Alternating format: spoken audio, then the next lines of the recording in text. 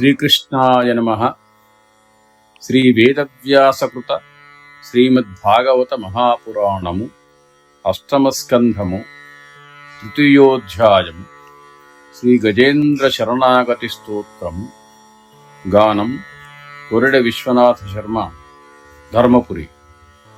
దీని ఫలము: ప్రతిరోజు ప్రాతకాలమున శుచిర్భూతుడై ఈ గజేంద్ర స్తుతిని భక్తితో శ్రవణం చేసిన, పారాయణం చేసిన దుస్వప్నములు తొలగి సకల శుభములు పొందుతారని శ్రీ వేదవ్యాసులే చెప్పియున్నారు. అలాంటి శుభఫలితములు మీరు పొందుదురుగాక. 4వ మనువైన తామసుని మన్వంతర కాలమున జరిగిన ఒక సంఘటన. గజేంద్రుడు తన శరీర బలాన్నే నమ్ముకొనియున్న దేహాభిమాని నీటి కొరకు సరస్సులో దిగి మొసలిబారిన చిక్కి ప్రాణసంకటములో పడి తన్ను తాను రక్షించుకొనుటకు అనేక విధముల ప్రయత్నములు చేసి విఫలుడైనాడు. చివరకు తనలో తాను ఈ విధంగా ఆలోచింపసాగాడు: ఈ మొసలి తప్పక నా పాలిట మృత్యువాయను. నాతో సమాన బలము కలిగిన ఏనుగులు కూడా నన్ను ఈ ఆపద నుంచి రక్షించలేకపోయాయి. ఇంకా ఆడ ఏనుగులు ఎలా రక్షించగలవు? కావున నేను సంపూర్ణ విశ్వమునకు పరమాశ్రయుడైనటువంటి పరమాత్మను శరణు వేడుకుంటాను. భగవంతుని శరణు వేడిన వారిని ఆ పరమాత్మ తప్పక రక్షిస్తాడు. పరీక్షిత్ మహారాజా, గజేంద్రుడు ఈ విధంగా తన బుద్ధితో నిశ్చయించుకొని ఏకాగ్రచిత్తుడాయను. పూర్వజన్మ జ్ఞానం వలన భగవంతుని ఈ విధంగా స్తోత్రం చేయసాగినాడు. శ్రీశుక ఉవాచ: ఏవం వ్యవసితో బుద్ధ్యా సమాధాయ మనోహృది జజాపపరమంజాప్యం ప్రాగ్జన్మన్యనుశిక్షితం. శ్రీగజేంద్ర ఉవాచ: ఓం నమో భగవతే తస్మై యత ఏతచ్చిదాత్మకం పురుషాయాదిబీజాయ పరేశాయాభిధీమహి యస్మిన్నిదం యదశ్చేదం ఏనేదం య ఇదం స్వయం యోస్మాత్ పరస్మాచ్చ పరం తం ప్రపద్యే స్వయంభువం యస్వాత్మనీదం నిజమాయయార్పితం క్వచిద్విభాతం క్వచితత్తిరోహితం అవిద్దధృక్సాక్షుభయం తదీక్షతే స ఆత్మమూలోవతు మాం పరస్పరః. కాలేన పంచత్వమితేషు కృత్స్నసో లోకేషు పాలేషు చ సర్వహేతుషు తమస్తదాసీద్ గహనం గభీరం యస్తస్య పారేభిరాజితే విభుః. న యస్య దేవార్షయః పదం విదుః జంతుః పునః కోర్హతి గంతుమీరితుం.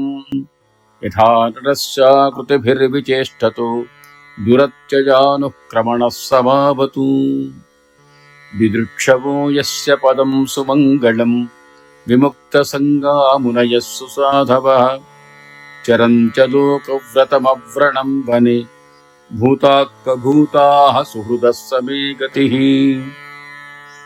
న విద్యతే యస్య చ జన్మ కర్మ వా న నామరూపే గుణదోష ఏవ వా. తథాపి లోకాప్యయ సంభవాయ యః సమాయయాతాన్యనుకాలమృచ్ఛతి. తస్మై నమః పరేశాయ బ్రహ్మణేనంతశక్తయే అరూపాయోరురూపాయ నమ ఆశ్చర్యకర్మణే నమ ఆత్మప్రదీపాయ సాక్షిణే పరమాత్మనే నమో గిరాంబిదూరాయ మనసశ్చేతసామపి సత్వేన ప్రతిలభ్యాయ నైష్కర్మ్యేణ విపశ్చిత నమః కైవల్యనాథాయ నిర్వాణసుఖసంవిదే నమః శాంతాయ ఘోరాయ మూఢాయ గుణధర్మిణే నిర్విశేషాయ సామ్యాయ నమో జ్ఞానఘనాయ చ క్షేత్రజ్ఞాయ నమస్తుభ్యం సర్వాధ్యక్షాయ సాక్షిణే పురుషాయాత్మమూలాయ మూలప్రకృతయే నమః. సర్వేంద్రియగుణద్రష్టే సర్వప్రత్యయహేతవే असताच्छाययोक्ताय तथा भासाय ते नमः। नमो नमस्तेऽखिलकारणाय निष्कारणायाद्भुतकारणाय सर्वागमम्नाय महर्णवाय नमोपवर्गाय परायणाय गुणारणिच्छन्न चिदूष्मपाय तक्षोभविस्फूर्तितमानसाय नैष्कर्म्यभावेन विवर्जितागम स्वयं प्रकाशाय नमस्करोमि। मातृक्प्रपन्नपशुपाश विमोक्षणाय मुक्ताय भूरि करुणाय नमोदयाय स्वांशेन सर्वतनुभृन्मनसि प्रतीत प्रत्यग्दुषे भगवते ध्रुवते नमस्ते। आत्मात्मजाप्तगृहवित्तजनेषु सक्तैः दुष्प्रापणाय गुणसङ्गविवर्जिताय मुक्तात्मविश्वहृदये परिभाविताय ज्ञानात्मने भगवते नम ईश्वराय। यं धर्मकामार्थविमुक्तिकामाः भजन्त इष्टां गतिमाप्नुवन्ति किन्त्वाशिशोराक्षपि देहमव्ययम् करोतु मे दभ्रतयो विमोक्षणम्।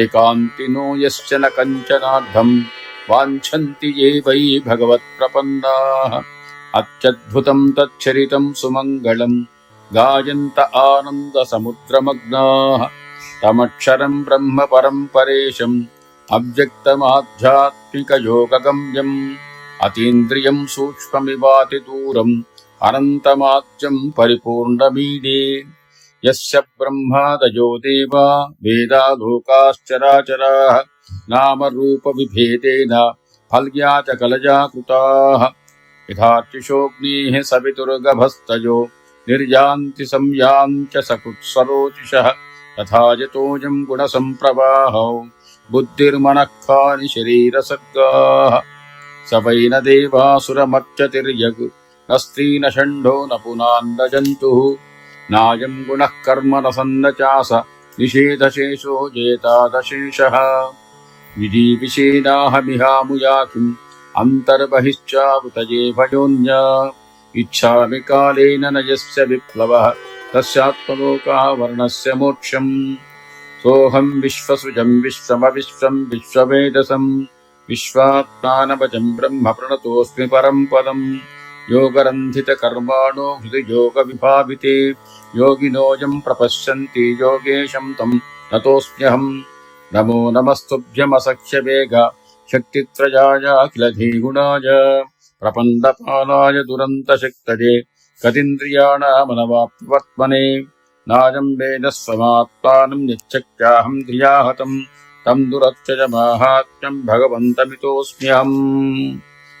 श्रीशुक उवाच एवं गजेन्द्रमुपवर्णितनिर्विशेषं ब्रह्मादयो विविधलिङ्गभिदाभिमानाः नैते यदोपस सुपुर्निखिलात्मकत्वात् तत्राखिलामरमयो हरिराविरासीत् तन्तद्वतार्थमुपलभ्य जगन्निवासः स्तोत्रं निशम्य द्विजैः सह संस्तुवद्भिः छन्दोमजेन गरुडेन समुह्यमानः चक्रायुधोऽभ्यगमदाशु यतो गजेन्द्रः सोऽन्तः सरस्विरुबलेन गृहीत आर्तो दृष्ट्वा गरुत्मतिहरिङ्ख उपात्तचक्रम् उक्षिप्य साम्बुजकरं गिरिमाह कुत्सात् नारायणा अखिलगुरो भगवन्नमस्ते तं वीक्ष्य पीडितमजः सहसावतीर्य सग्राहमाशुसरसः कृपयोज्जहार ग्राहाद्विपाटितमुखादरिणा गजेन्द्रं सम्पश्यतां हरिरमूमुच दुस्त्रियाणाम्।